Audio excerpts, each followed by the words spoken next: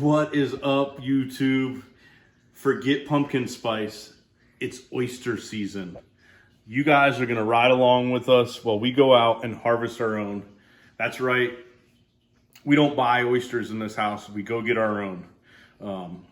So you'll follow along every step of the way. I'll explain how you can go get your own oysters if you want to get your own oysters in Florida.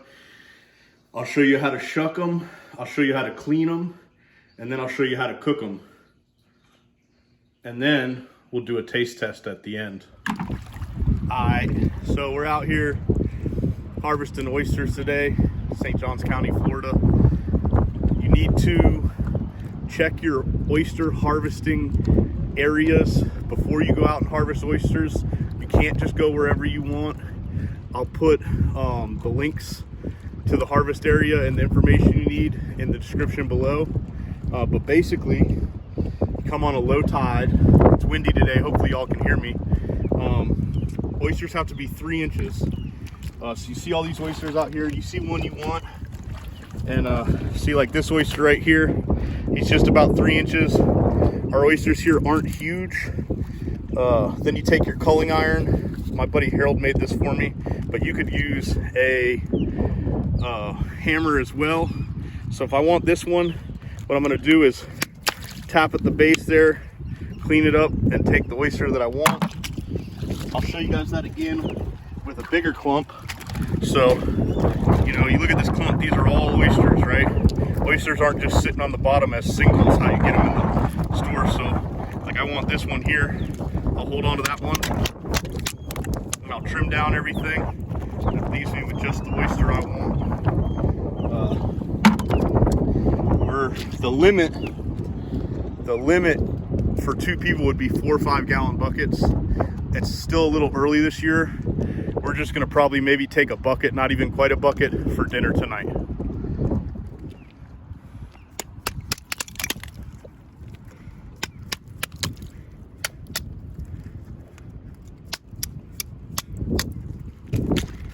All right, so I'll just show you guys. I want this oyster right here.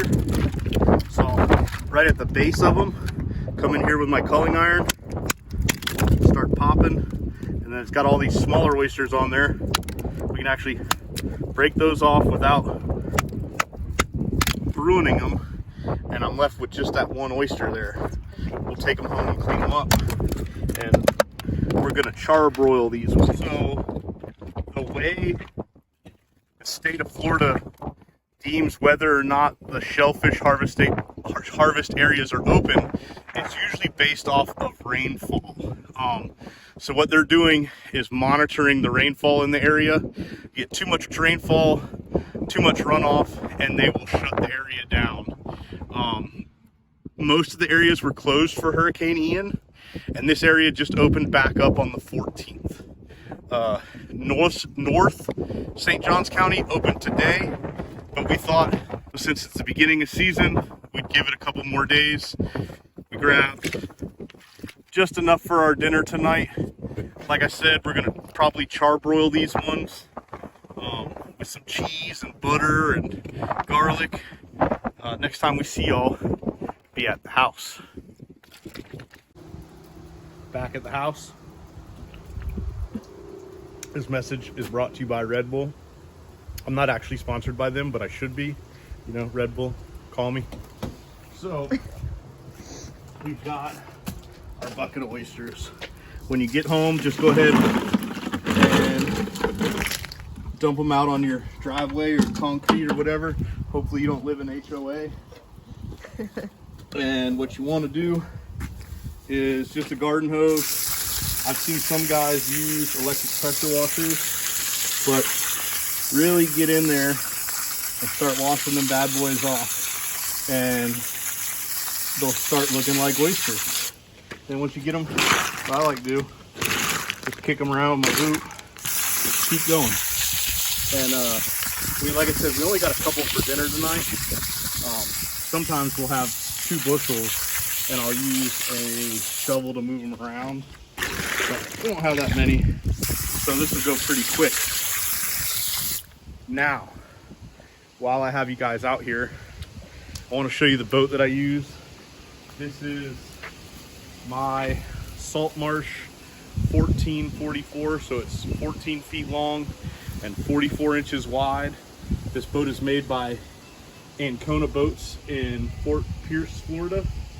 I've had this boat 5 years, and it's a great little boat. It's a modified V hull, very similar to what a lot of modified V welded johns are. The only difference is this one is fiberglass that's been inlaid with Kevlar, which makes for a very strong hull. Anyone that knows me knows I beat the tar out of stuff, and I use this boat like it's aluminum. We go gigging in it, we go getting oysters in it, you know, we go sheep's head fishing in it, beating up against pilings and everything. I just put the 4-stroke Suzuki on it. I love it so far. It's a great motor. Got the poling platform. We get up there, we do the flood grass, reds, and marsh hens, which, by the way, y'all should check out my marsh hen video. I'm not in this boat, but I'm in the exact same kind of boat with Lee Bowman. He has a YouTube channel. I think it's Captain Lee Bowman's Adventures. Look that up. Also, please look up my last video and watch it. It's not doing very good. Y'all are sleeping on it. And then I've just got your basic trolling motor on the front here. And this has been a great little boat for me. You can do a lot with it. Anyways, let's get inside to eat these oysters. So, forgot to mention, you want to ice them. But I want to tell you something, another little trick. If you don't plan to eat your oysters,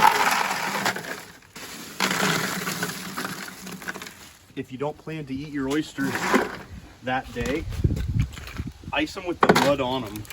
For whatever reason, when you leave the mud on them, they'll stay fresh and alive longer. So if you ice them for a couple days with the mud on, then dump them out, rinse the mud off, they'll actually stay fresher than if you were to clean them as soon as you got home and then have them on ice for a couple days. That's just something the old school guys told me, and I've always abided by it. But since we're gonna eat these tonight, we're okay. And we're just gonna put them on ice here.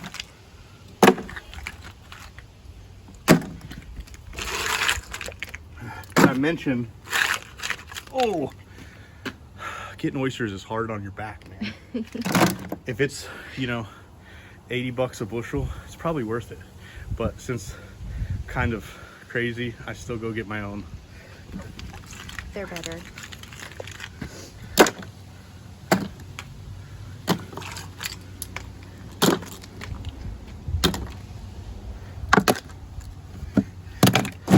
And make sure your drain plug's open.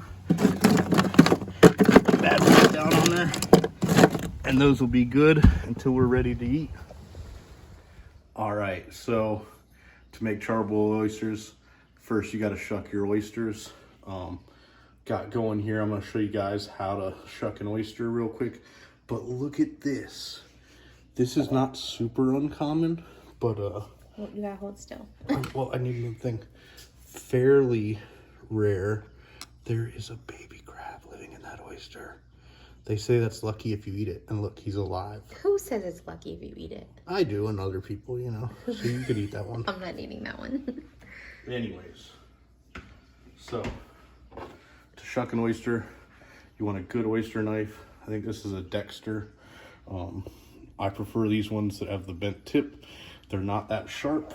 It is a Dexter. You want a good rag, or you'll cut your hand, I promise you. Put your oyster in there like that, and there's a hinge at the bottom. You know, hold it firmly, put your knife in that hinge like that, and you push, and twist at the same time, and you'll feel it pop.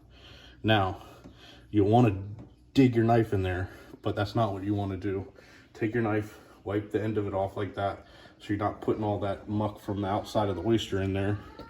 Then come in here, disconnect the top, just like that, lift it off, and there's your oyster. If you got a little bit of the grit like that, take it off. And I like to come in here and just separate the bottom muscle as well, so that oyster will slide right off easy when you eat it. So Take your oyster, hold it firmly, wipe your knife, take the tip of your oyster knife down in that in there. It's a push and a twist. Some are harder than others. There it goes. Wipe the tip, come back in, separate that top like that. Take your top off, wipe your knife again, come in there, separate the bottom. That oyster is good to go. You could eat it like that, or you could cook them like we are. All I heard was wipe the tip and take the top off. Hey.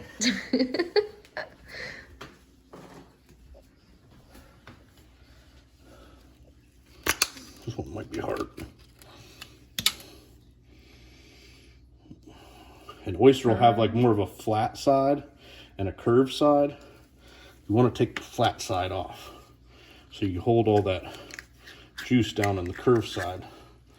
Call it the liquor. Just like that. It's a nice fat one. That is a good one. Come in, disconnect the bottom. And they don't get any fresher than this. These ones were in the water. It's a pretty one. About 6 hours ago, and they've been on ice since. The other ones.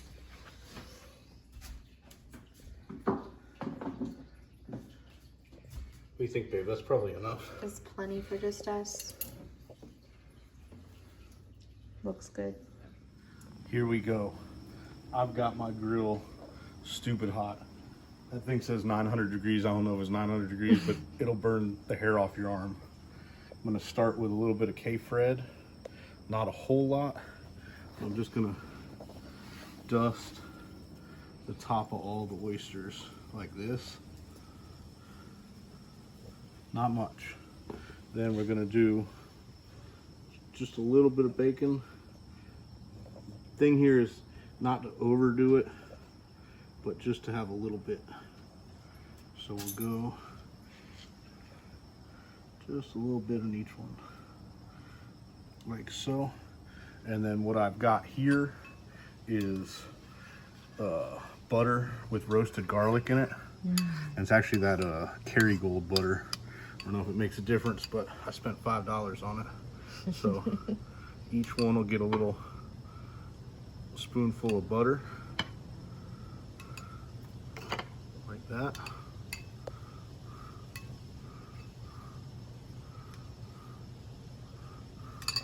And then fresh grated Parmesan cheese for each one, just like so.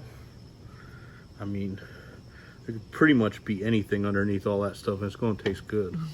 So, you know, and I know someone's going to go, you ruined the taste of the oyster. Well, these are my oysters. I'm going to eat them how I want. Now, like I said, smoking hot grill. Look at that thing's glowing. I can feel the heat. Glowing red. From here. We'll go straight on there, just like this.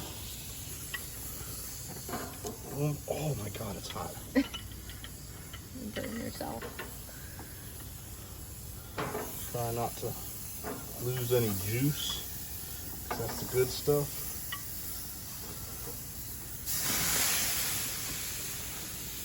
And we'll close that up. It won't take but a couple minutes.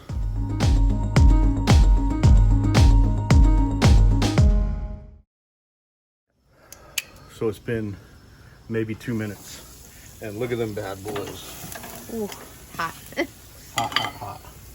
Coming off hot. I might have even went a half a second too long on these ones. Ooh, let's see. I forgot. I really like to eat them with crusty bread. And I ain't kidding. But we will taste test those bad boys in just a second. They gotta cool down. Yeah, for sure. There's those ones. We'll start throwing that second round on. They need a little more cheese. Little more cheese. See if I can do this without dying. Ooh. I mean, I'm talking about that girl is hot.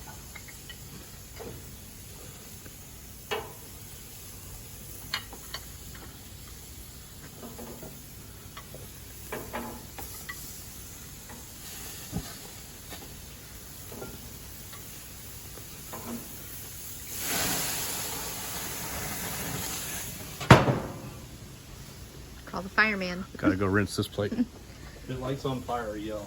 Oh, okay. Like lots of flames? Round 2 coming off. These things are looking perfect. Try to have them in order for the ones I think are done first, you know.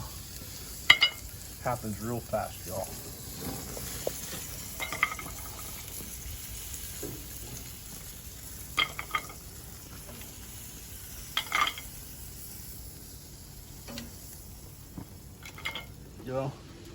Go on with round 3.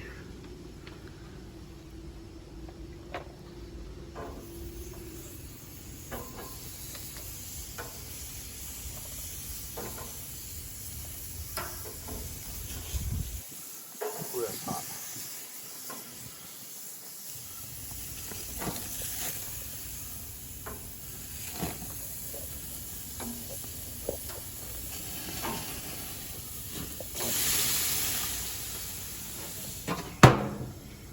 Round 3, baby.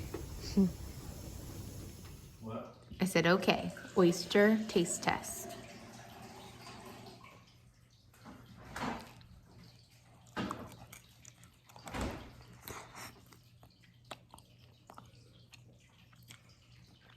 They're super good. I know. I'm on my second one. What? You already tried them without me? Yeah. Mullet. Do you like oysters? He likes oysters, folks. But like I said outside, I mean, you could put butter, Parmesan cheese, garlic, and bacon on just about anything that would taste good. But oysters are especially good. This is just kicking off our season. We may do a couple more videos on it. Different ways we cook them, different ways we roast them. And for me, what it is I could go buy oysters and they would be delicious. They'd probably be bigger than our local oysters. But I like to go out into nature, get my own food, and come home, prepare it, and eat it. For me, I get more out of that than I ever would by going and buying a bushel of oysters and cooking them. So here we go.